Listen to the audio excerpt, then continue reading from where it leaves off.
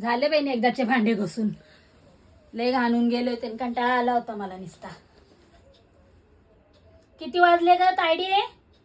8 वाजले. दादा आला नाही अजून? नाही. पाय बरं फोन लावून त्याला. आला आलं का? बर.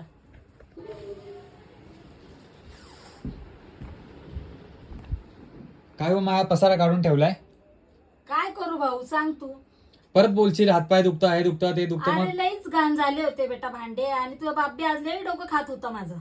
का असंच काय ना काय बनबन बनबन ते लग्नची गोष्ट काढून काढून माझ्या मागे हात धुवून लागला होता.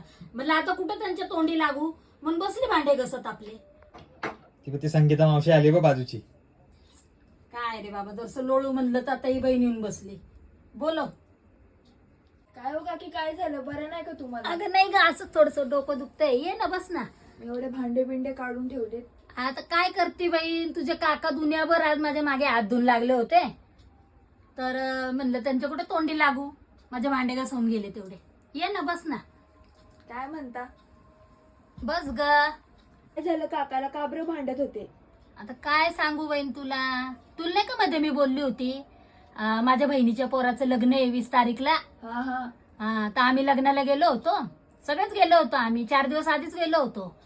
तर मी ती साडी घातली होती बरं, बुट्ट्यांची चॉकलेटी. आपण नाही का उल्हासनगरला घेतली संगीता, ती साडी घातली बरं मी.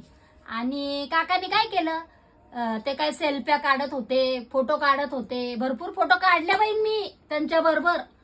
तर नंतर मी त्यांना फोटो काढायचा होता, तर माझी जळगावची ती आत्याची पोर आली होती लग्नाला. तर तिने मला आवाज दिला, आता एवढ्या वर्षांनी आली, तर मी म्हटलं जरसं बोलून घेऊ तिच्याशी.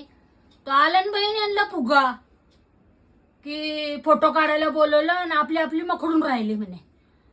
आता मी बोलून गेले त्यांना, तुमचे लोक आले का नाही का जात तुम्ही.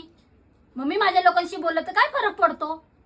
तर झालं ना बहीण, केवढा तोफान करणं लावलंय नुसतं लग्नामध्ये. तर अजूनपर्यंत 1.5 महिना झाले लग्नाला. ते नवरा नवरी तर कामला बी जायला लागून गेले त्यांचे.